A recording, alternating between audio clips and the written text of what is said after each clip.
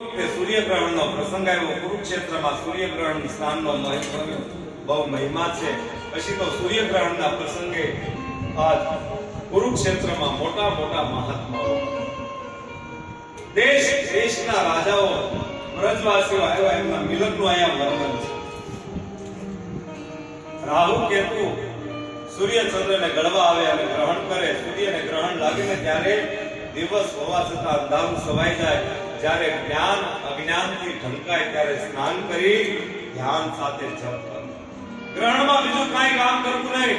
ગ્રહણમાં જે જપ કરે એને 1000 ગણું ફળ મળે છે. ગ્રહણ હોય ને ત્યારે જપ કરો ને તો 1000 ગણું ફળ પ્રાપ્ત થાય.